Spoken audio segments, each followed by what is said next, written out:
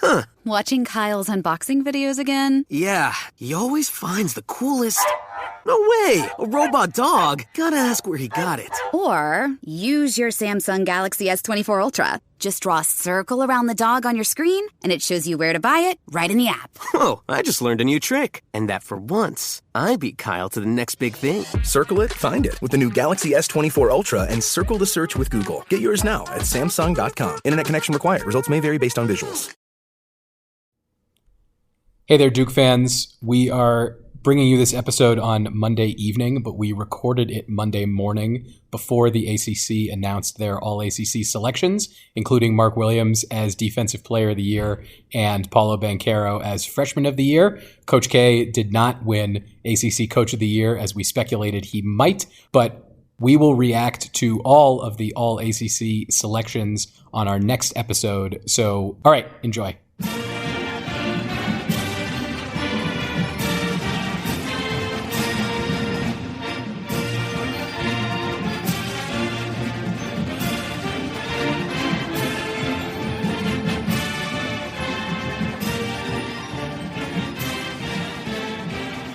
Hello, Duke fans, and welcome to episode 399 of the Duke Basketball Report podcast. Yes, we are at 399, just one before the Big 400. But before we do the Big 400, we have a lot to discuss on this episode. I am Donald Wine, your host this episode. I also have Jason Evans and Sam Klein with me. Jason, you are back in Atlanta from Durham. How was the drive yesterday?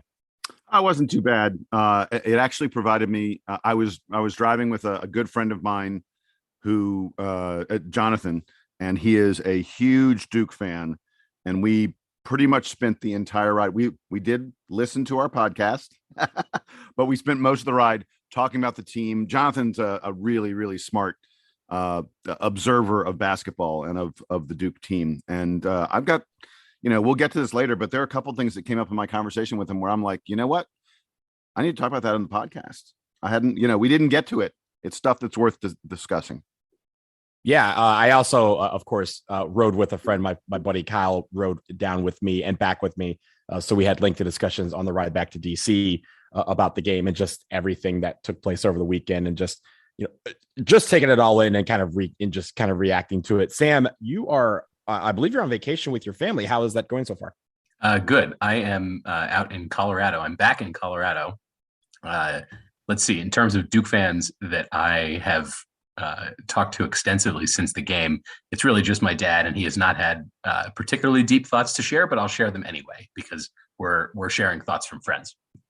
Absolutely. And your dad is a very important man. So what he says right. is important as well. So, but before we get into everything else that we didn't talk about from the weekend, we do have a big week coming up for the ACC. The ACC tournament begins on Tuesday in Brooklyn at the Barclays Center. Duke is the number one seed. They get the double bye to the quarterfinals and will not play until Thursday at 12 p.m. Eastern time. That game will be on ESPN. They will play either FSU or Syracuse in the quarterfinal. They are the 8th and 9th seed, and they will play on Wednesday. So, guys, I just want to start with Duke's positioning in the tournament. Obviously, they are the regular season champs outright. They are able to get this double bye, and they have to play 3 games in 3 days to win the ACC title. Sam, I will start with you. Tell me what you're thinking about this tournament, the setup. You can also talk about any of the other teams and where they lie, but focusing primarily on Duke, what do you think about this seeding and the teams that are ahead of them on the way to the title? There's an element of the ACC tournament where I would like Duke to feel like they're challenging themselves. I want Duke to have tougher games than easier games. And if that means taking another loss before the ACC championship, I'm okay with that. If it feels like Duke gets to have some more challenges under their belt. Hey, UNC, wait, I think. Hold on. Really? What? Are you really saying that? Because I got to tell you, we're at the point in the year where this team, it's time to win games. Oh, no more losses. No more losses. I want them to win, but I want them to have challenges to get there. UNC came up and smacked them in the face after Duke had been cruising a little bit for the last few games, and that was the last few games against. I know we say that they're against ACC opponents, but they're not against teams that had any any hope of making the NCAA tournament, not teams that Duke needs to be able to beat going forward. So like in that first game, I hope that Duke gets to play Florida State and avenge the loss that they had against them earlier in the season. I want Duke to be fired up for that sort of thing. And you know what? I want to see Duke play Carolina again. I hope that comes to fruition and that we get to face them. It would be I believe it would be in the championship. In the championship. Yeah. So I'm rooting for those outcomes because I want to see the team get tested. I want to see the team make a few more adjustments. We mentioned this the other night after the UNC game. I am sure that the team has been through a tough day so far. I'd say it's been approximately a day of punishment for them at this point. And they are looking forward. I think they are going to be hungry, looking for that ACC championship. Coach K talks about hunting banners. There was a bit of, on that topic, there was a little bit of dissonance in the post-game remarks after UNC, how he said we need to add one more banner. And I guess he was pointing up at the championship banners, maybe national championship banners. He wasn't actually pointing anywhere. It was clear from the context of what he was saying to me that he was talking about the ACC banner. But plenty of folks in the crowd, regular season banner. Yeah, plenty of folks. Well, because he said we need to. He said we have to earn. I don't remember the exact phrasing, but there was a way that he said it that made me think that like he was only talking about one more. And from the one that so they've got the ACC regular season banner that they have to put up, but there's a Final Four banner and a national championship banner that they're also chasing. There are multiple banners that are left for this team to earn, and I hope that they are able to get all of them.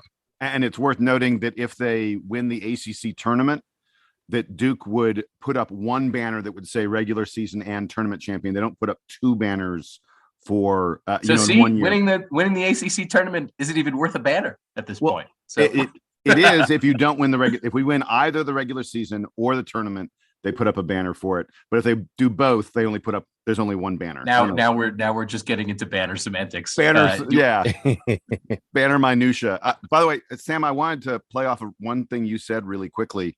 You mentioned Florida State, UNC. The other team likely in Duke's path to an ACC title is probably Miami.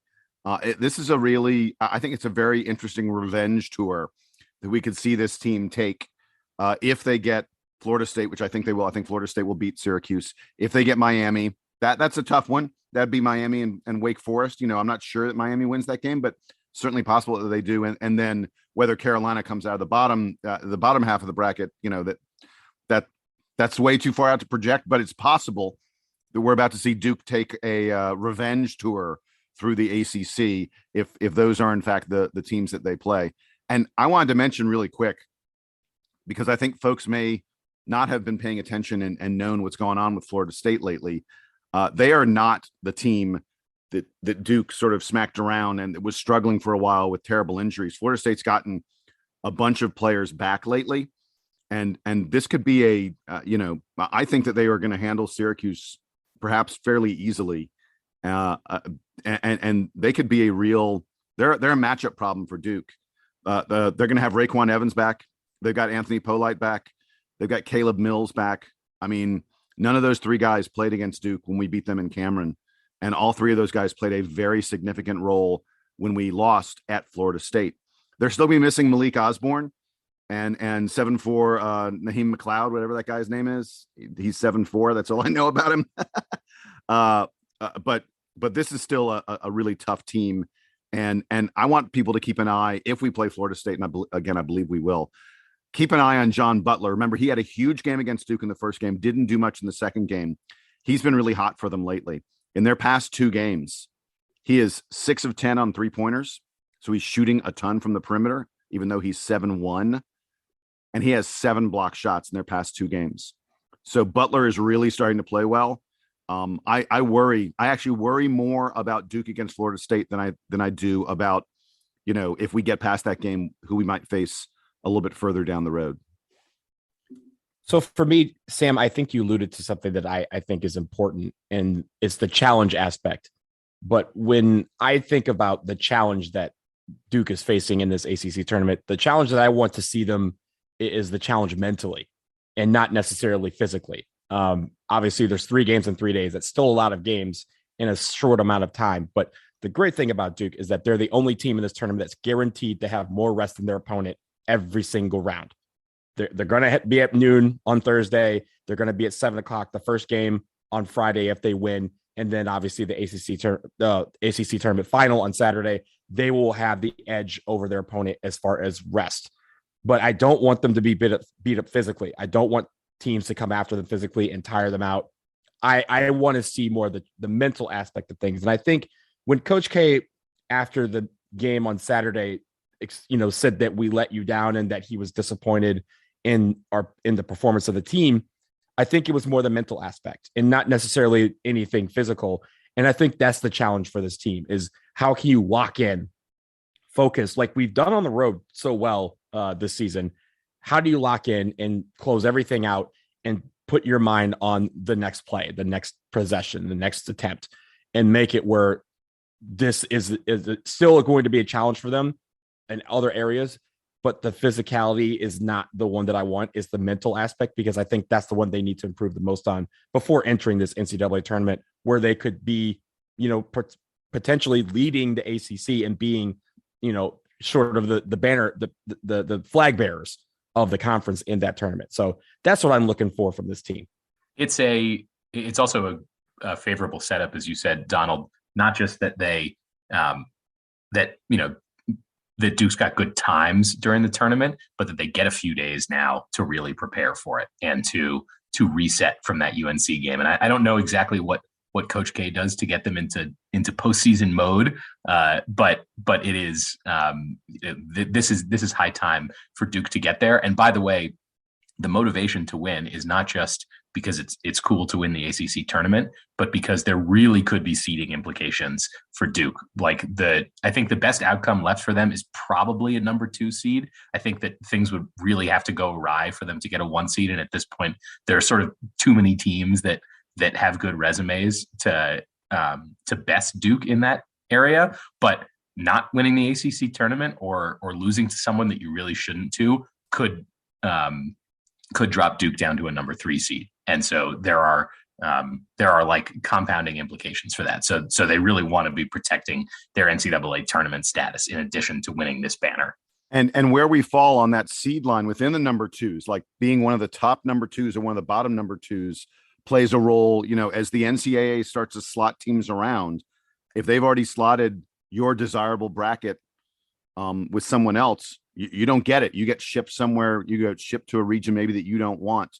And I think there's several matchups that Duke probably really doesn't want that become bigger possibilities if they fall further on that 2 line. Yeah, I think that's the key here is the seeding and the location. I mean, for all intents and purposes, I think Duke is going to be, I'm just predicting this, they're either going to be in the East or the South. I know the preferred track was Chicago, but in the Midwest, but that doesn't seem to be likely at this point.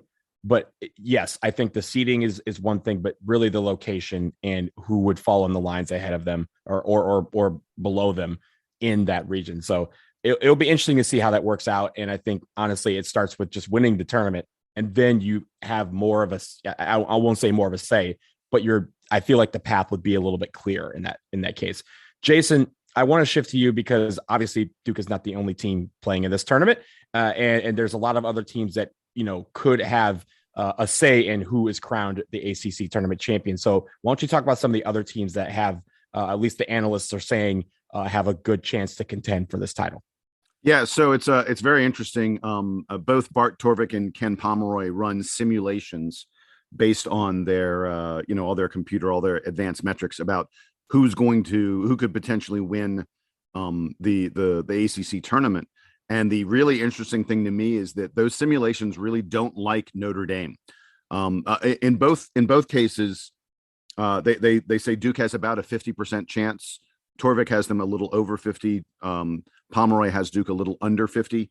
A 50% chance of Duke winning the ACC tournament, which, by the way, shows you, even as a pretty prohibitive favorite, in terms of being higher rated than every other team in the conference, still, winning 3 games in 3 days the computers say there's only about a 50% chance that Duke accomplishes that. And the really compelling thing to me is that the computers really don't like Notre Dame. Notre Dame is the number 2 seed, but in both computer simulations, Notre Dame is clearly the third or fourth pick to win the ACC tournament. These computers really like North Carolina much better than Notre Dame, and I think part of that is Notre Dame drew a tough draw. They're probably going to get Virginia Tech in the 2-7 game. Virginia Tech, even though it didn't translate into wins and losses, just in terms of the advanced metrics and their scores and things like that, the computers know that Virginia Tech is better than the 7th team in the ACC. And I think that's a tough draw for Notre Dame.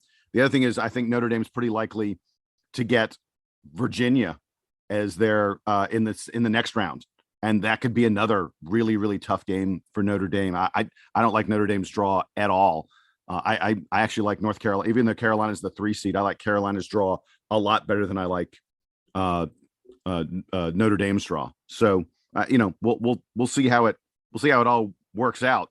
But I just thought it was really interesting that the computers really, they say Duke's 50%, Notre Dame the second best team in the ACC. They're basically saying is like got an 8 or 9% chance of winning the conference tournament. Well, I mean, I would push back a little bit on the fact that they could potentially face UVA, because UVA and UNC play each other in that round before as well. So they could face UNC. Right. Either way, I think Notre Dame has a tough draw because a lot of the teams that were favored in the top half of the ACC at the beginning of the season have fallen to their side of the bracket, and Duke as the 1 seed, they have again a revenge tour of sorts that could line up if we have FSU, Miami, and then either UVA or UNC. I know we kind of avenged the UVA loss late last month at the John Paul Jones Arena, but I still think there's a score to be settled with them, and I think the team could use that to their advantage. Sam, before we wrap up the ACC, anything for you on what you want to see this week from the rest of the teams? Yeah, the thing that I'm going to be watching that I think is always interesting are the teams that are on the bubble. The teams that have sort of the most to gain here are ACC programs that are on the bubble. I assume that teams who are very far outside are just not going to have what it takes to win. Like, it's certainly possible, right, that Florida State is able to like beat Duke and beat Miami, et cetera, and get a tournament title, or that Virginia Tech does the same thing, or Virginia. But I'm really looking at Wake Forest and Miami as teams that know that they are close. And those are the teams that I think can potentially make themselves the most dangerous, because they can get, that excited. Look, guys, we are so close to getting in. We have to win 1 or 2 games to solidify our spot in the field. And particularly for Miami, getting potentially to play Duke or I guess for both of them, getting to play Duke in that second game, or in that third game for Wake Forest, that is what's getting them excited for this tournament. And I think also just teams that are hot, right? Like, you never know once the calendar hits March, there's some team that just gets hot in a variety of ways.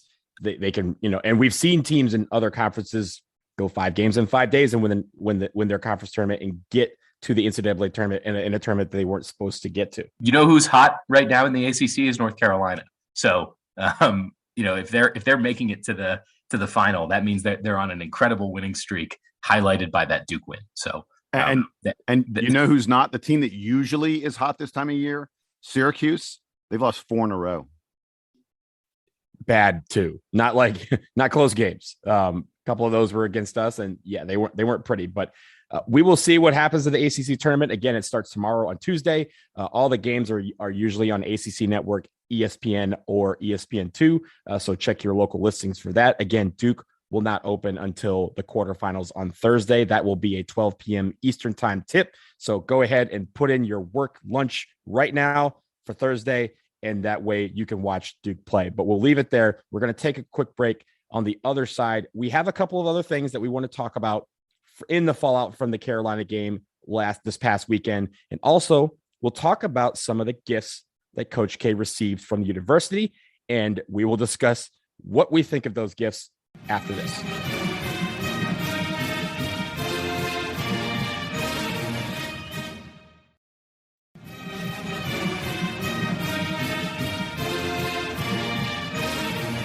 All right, gentlemen, we are back here on the DBR podcast, and I want to go back to Saturday night because as Jason alluded to when we opened up, there's just way too much from that game that we could have done in one show. So we have some extra things that we want to discuss from Saturday night, and just also the overall ceremonies for Coach K that happened over the weekend. So Jason, I will start with you. Let's talk about the game first.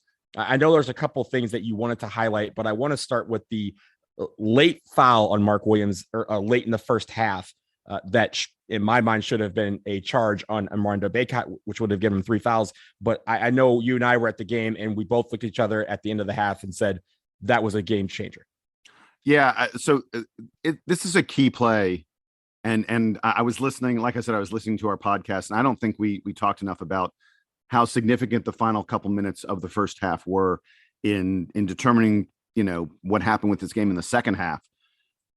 Duke had a 7-point lead with just under 2 minutes to go when Armando Bacot clearly charged into Mark Williams, and the ref called it a blocking foul instead. It really, Sam, I'd be interested in knowing if the announcers on TV felt it was a poor call. Everyone in the arena did. Now we're a little bit biased, but boy, I watched it on replay as well, and I was like, that's just a bad. Did the announcers, did they think that was a poor call? Yes, the announcers did think that one was a bad call. They were like, it's a hard one to call, but then when you look at the replay, it seems like he kind of lowers into Mark Williams, and Mark was just trying to stand his ground. What was funny to me is that right after that happened, Coach K called timeout. And when he did that, I know I texted you guys this during the game, but my immediate reaction to, so you heard the timeout whistle, and then there was a few seconds of commotion before they started moving to commercial break. And I said, right when the whistle blew, I said, this is a timeout for Coach K to yell at the refs. And then the camera panned over to Coach K, and he was yelling at the refs. And Sam, he was yelling at the ref because the ref that made the call immediately walked all the way down to the other end of the court and had wanted nothing to do with that conversation. Coach K came all the way out basically to half court to yell at refs, and he's like, I want to talk to that guy. And that guy looked right at Coach K and just gave him this shaking his head like, nope, I'm not going near that. There were 2 different times in this game where I believe Coach K called timeouts just so he could berate the refs. He was really unpleased with the officiating. And the key to me is not the Theo John block in the second half. That was the other one. That was the other one. Timeout like almost immediately. Right. And the key to me, I want to be clear. I'm not blaming the loss on the refs, not for a moment. But what that one call, that call on Mark Williams that should have been Armando Bacot's 3rd foul, that has so much of a ripple effect over the course of the game, because if Bacot's if Bacot's in foul trouble, it inhibits how much he plays. Something else that we didn't discuss very much on the podcast is North Carolina did not substitute in the second half. They didn't. The 5 guys that came out from halftime were the same guys who were out there the entire second half for Carolina. And it just would have been, the second half would have played out differently if Bacot has 3 fouls. And then the other thing about it is, at the time, Carolina had a 7-point lead, and it would have given Duke the ball with a chance to get a 9 or even a 10-point lead. I mean, that's starting to get to be some serious pressure. Instead, Carolina holds on to the ball. They end up getting a 3-pointer in that possession. So they cut it to 4. And eventually in the next minute and a half, by the end of that, by the time we get to halftime, Carolina has made it a 2-point ball game. I mean, that's a huge final 2 minutes of the half, where if Duke gets the right call and then executes properly, we could be up double digits. Instead, we're only up 2 points. And it was just such a big moment and such a big event that I felt like we wanted to come back and attack it and discuss it again really quickly. Momentum's a mother, right? And we've talked about this during the season. That was no different, because there's a couple of things that happen. Go back to early in the first half. Armando Bacot picks up a foul early, I think maybe before the first media timeout. And what happens? Hubert Davis subs him out. And Jason, he was out for a while. Yeah. He was out for like 7-8 minutes before he checked back into the game. If he gets his 3rd foul with about 2 minutes left in the first half. I mean, yes, he's out the rest of the half, but the way that Hubert Davis was playing him, he wouldn't have seen action at the start of the second half. He would have been sitting to start the second half to preserve the amount of time he could be on the court. And again, that last 2 minutes, he was involved in every single play down the stretch leading into halftime. If he has three fouls, he's not in there. So I think that is where the momentum kills, is that because that guy was in there, the same guy that should have been out is the one that causes the damage. It's a terrible call, and it's not one that affected the end of the game, but it does affect the momentum. And in this game, the Duke UNC game of all games, momentum always is important. It's something that you want to have on your side at all times. And when it changes, it can change very quickly. And again, it could be a decider down the stretch. So it's one of the other things I wanted to discuss. And like I said, I was chatting with my friend Jonathan in the car for 5 hours on Sunday about this. And I'm going to credit him. Jonathan made a great point. We talked about how great the Crazies were. Donald, you named them the player of the week. When I was doing my good from the game, one of my goods was how good the crowd was. Jonathan pointed something out to me that I really, guys, tell me what you guys think about this. Cameron was loud. It was really loud, and that's awesome. But Cameron was not coordinated. I don't recall any "Let's go Duke" chants, especially in that second half, the final 10 minutes when the game was really tight. I don't recall any times where the whole stadium was chanting defense, defense. And like when we do it right, when it gets, really rhythmic and everybody's into it, it becomes borderline violent. It shakes the stands. That didn't happen. We got loud, but I don't think the Crazies were that coordinated. And like I said, Jonathan pointed this out to me, and I was like, God, you're right. Because I'm remembering back on the game, there was a ton of yelling, but there wasn't a lot of synchronicity the way you usually expect from Cameron. No disrespect for Jonathan, but that's very, very harsh. There was a lot of "Let's go Duke" chants in the second half. It's just that I will tell you this. Everyone was so locked in that everyone was wound up so tight that you probably didn't hear it. And the thing about the UNC game, it's rarely coordinated, because this is the game where all the pent up frustration from tenting and from waiting out line and all of that bubbles over, and it's just bubbles over into pure energy. And energy doesn't have to be coordinated. It just has to be existent, present, because usually that is enough. I think they were very coordinated on the night. I think there's a lot of chance that they were doing that. I know we were sitting closer, but people up at the top of the rafters were doing some of the chants that the Cameron Crazies are doing because they're able to listen for them and hear them. But I think in those times when we were focusing on the game, it's hard to focus on everything else. And at times when we were down and we were hoping, come on, guys, let's get back into it. Sometimes all you need to do is just keep clapping. No, there wasn't a defense chant, but that doesn't mean that they were poor. I thought they were excellent on the night. And I think saying that they were disjointed is a little bit harsh, because when it comes to UNC game, the entire game makes it where the Cameron Crazies are disjointed. Yes, you can get a lot of energy from a coordinated chant, and I think they were doing that. But when you have the Crazies are doing one thing and the upstairs is doing something else, that's where the disjointed comes in. And I think that's all part of the energy that is the Duke UNC game. Multiply that times 100 because of the stakes from Saturday night. Jason, I agree. I'm not inclined to think that, oh my God, the coordination of the Cameron Crazies makes that much of a difference in the game. Like ultimately the game will be the game, and there's just a lot of noise for the other team to block out regardless. And it is interesting that at Duke, and I don't know how common this is at other places, it doesn't feel like it, but at Duke, the fans are cheering very loudly, like the whole time, as opposed to just when their team is on defense. So there's some element of just, you get used to how loud it is in there. But I can tell you from being in the building at other times that it does sort of feel, I agree with you, Jason. It feels like it transforms the experience when everybody's in sync about it. I could hear the stand up a couple times in there where they were making sure that everybody in the arena was up and into it. Yeah, and I got to tell you, I thought that was largely unnecessary. I've been to plenty of games where the upstairs at Duke is not, is sort of passively watching. This was not one of them. I don't know. They chanted "stand up" to us several times, and I was sort of like, why? We are really into it. There were plenty of people standing up all the time, and the upstairs was into it. I thought pretty well. And Jason, there were times in the second half where we kind of looked at each other and realized, we're in the front row. We've been standing for like 5 minutes. Maybe we should sit down for a minute, making life difficult for the people behind us. Yeah, you guys aren't the ones who are allowed to patrol that when you're sitting down low in near the railing. Right, exactly. Hey guys, I had another thing I wanted to talk about regarding Cameron, and this is not a blame or anything like that, but I am glad, and I think this team is probably glad that it has played its last game in Cameron, and that the Coach K farewell tour it has ended. I really suspect there's probably a book to be written someday about sort of the psychological troubles that this team had in Cameron Indoor Stadium this year.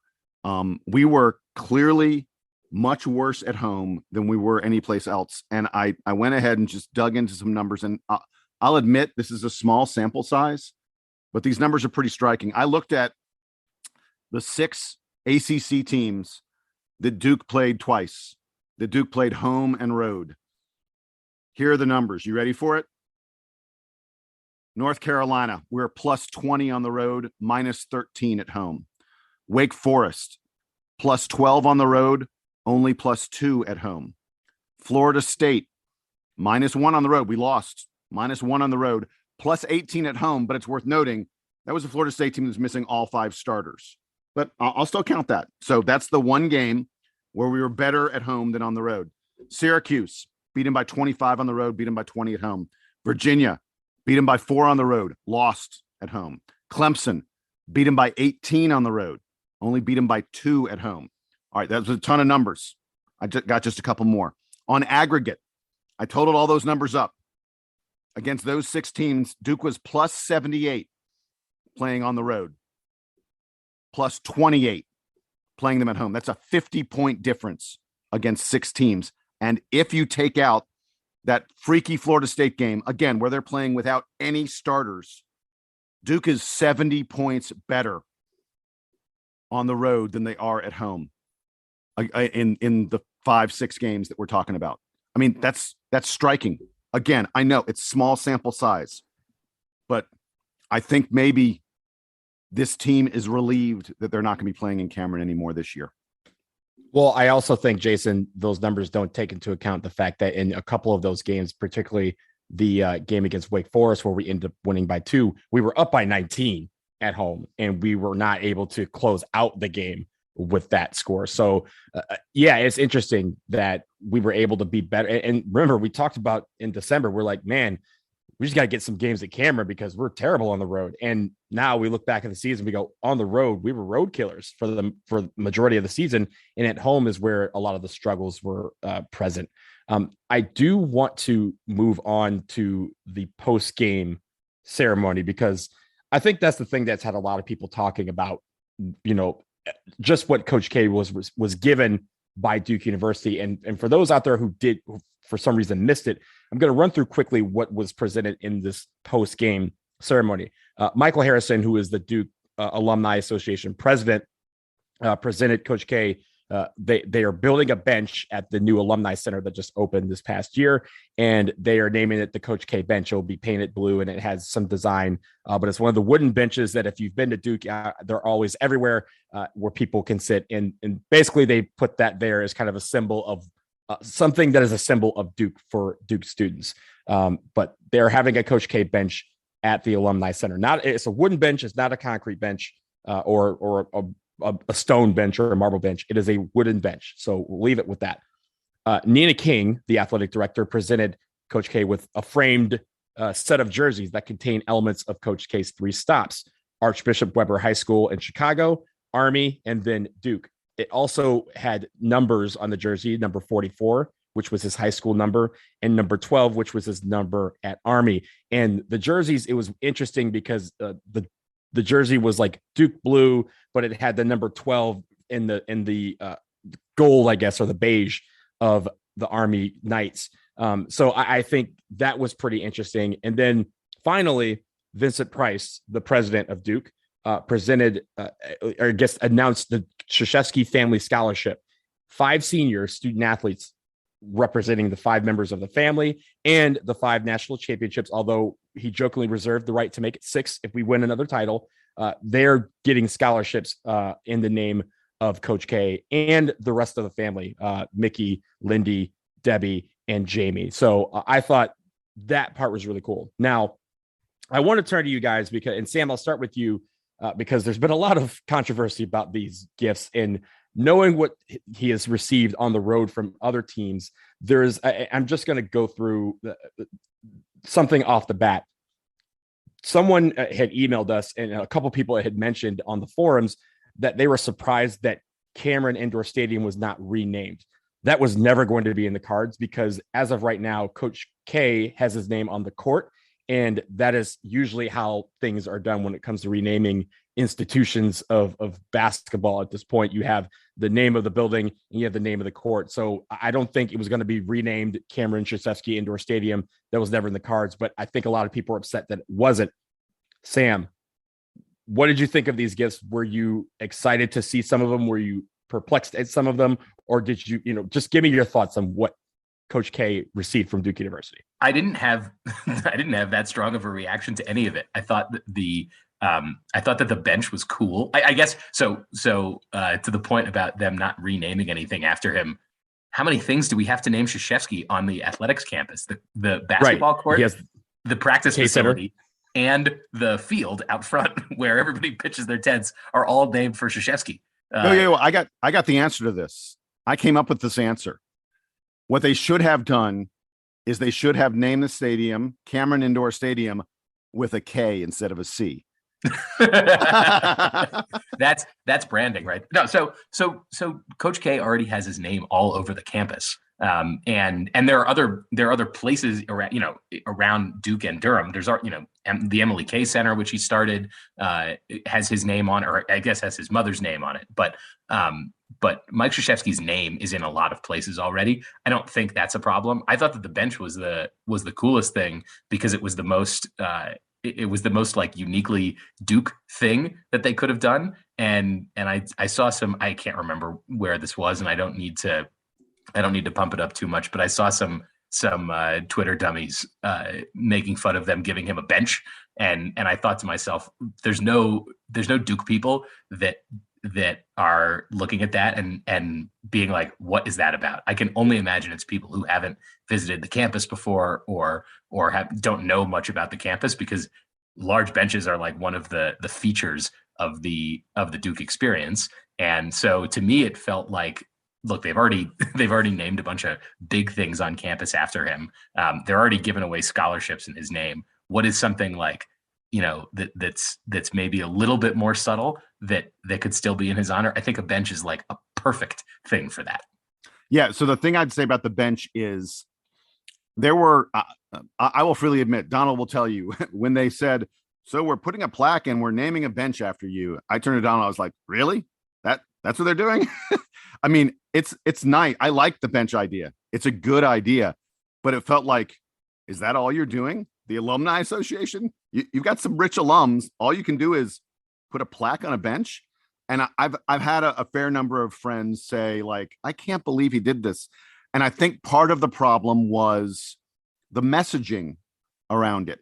And Sam, you did a good job just a second ago of sort of explaining how central benches are to the Duke experience. I had a good friend, Della Martin, who wrote to a whole bunch of other Duke fans I'm on an email list with.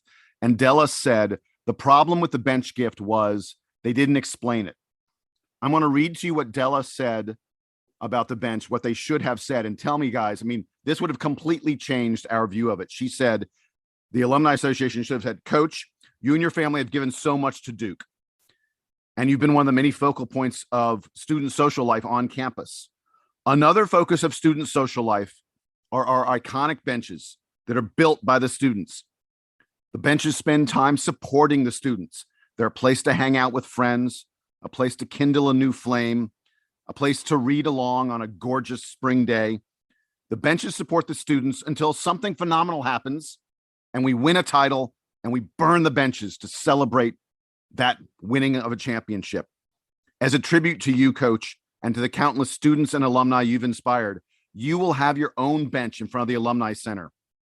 It probably will never be burned. It's too far from the main quad to ever get burned, but it will be a symbol of your impact on Duke that goes far beyond basketball. If they had said something like that, we all would have got the bench thing. And I thought what Della wrote was beautiful. And I was like, yes, that would have made the bench seem meaningful instead of going, we're going to have a bench and there's going to have a, they just didn't explain it well. Think about it. Like, Della and I are on the same page here where we got it immediately. And I know Della, so I know that Della is very like plugged into the to the the soul of the campus, and so it's sort of immediately apparent to her, and that's exactly how I felt when they showed us the picture of it. I was like, perfect. Like they're not overdoing this. The amazing thing that they're doing is the scholarships. That is an expensive, meaningful gift, and Coach K already has named the captains. Like he already donated enough money back to the school to endow one of the scholarships he endows one of the captains, and it's named for his brother.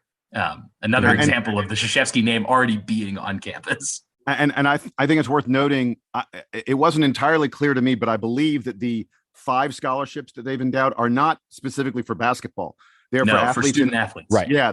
In other senior sports. Student athletes. Yes, exactly. Of which in basketball nowadays are fewer and far. Not that many. And all the and actually, Jason, to take that a step further. The entire basketball team's already endowed. Yeah. Yeah. The whole basketball team already has their scholarships endowed. So they will go to non-men's basketball players. Yeah. And I think that's great. I believe that's the case. Yeah. The only other gift thing that we got an email from someone who mentioned this. He said, what about a statue? And I think that would have been a really interesting look. I joked about respelling Cameron with a K. I think a statue of Coach K would be a really it'd be a nice way of putting a bow on all of this stuff.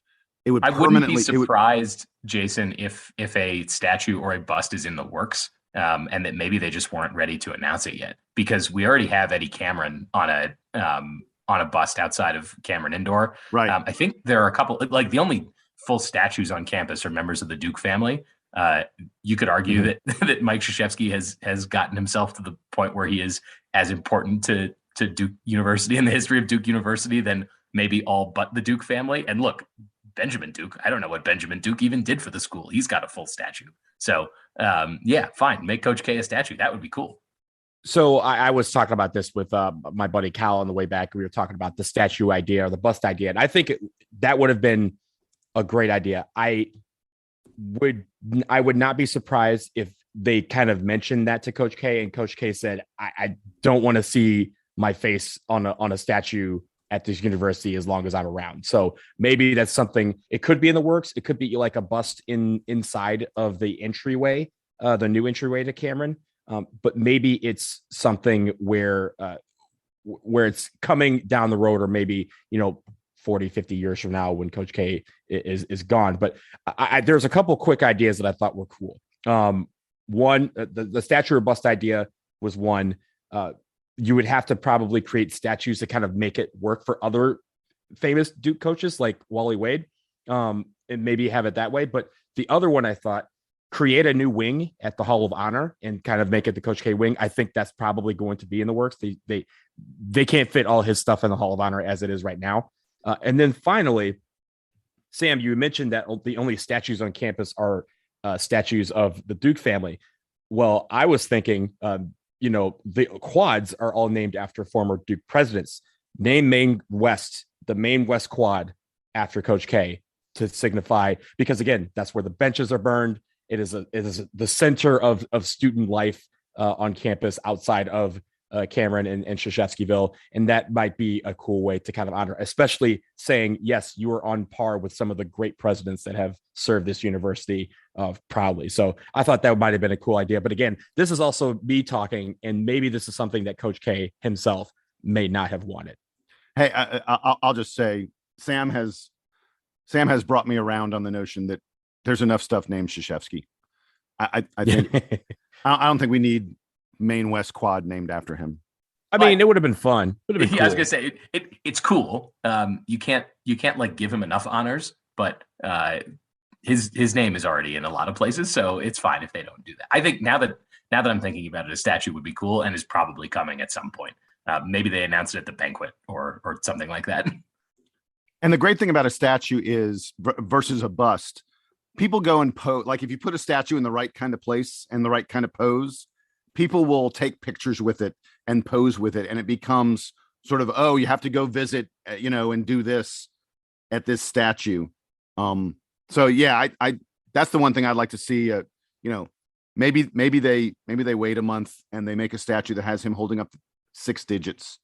That's what I want. I want a 6. Or honestly, I think someone also mentioned this, a statue of the fist. Of a fist, yeah. The fist. They had the shirt, and I was wearing it the other day, but they had the shirt that they put out a few years ago that had the fist and the 5 points of the fist, and they have it in the Nike store that's right next to Cameron Indoor Stadium. They have like a little silhouette of it. If they had made a statue out of that, I think that also would have been something that was cool and gave deference to him, but also like he doesn't have to look down and see his face and say, oh my God, my face is there. So we'll see what happens going forward. But I honestly think more is coming. I don't think we've seen the last of the Coach K accolades from Duke University. So that will do it for episode 399 of the Duke Basketball Report podcast. Remember, if you're a counting person, and I know all of you are because you're Duke fans, the next episode that we will have is the big one, episode 400. We are so excited to welcome back Kenny Denard to episode 400, as we have done on episodes 100, 200, and 300. He's our Century guy, and he has a new show that he has narrated about Coach K that is out right now on ACC networks like digital platforms. It's called Legacy Coach K. He is the narrator of said show. We will be talking about that and a whole lot more with one of the best guests in Duke Basketball Report history. So look for that coming up very, very soon on episode 400. But this is episode 399. We are done here. Jason, Sam, thank you so much for joining me as always. I am Donald Wine, your host for this episode. And again, you can find us anywhere on the forums, online, but especially through our email address, dbrpodcast@gmail.com. Email us your questions. Email us your comments about the statue or any other ideas that have been discussed on this episode. But also, we just love hearing from you. And thank you so much for listening. Now it is time for the Duke Band to take us home.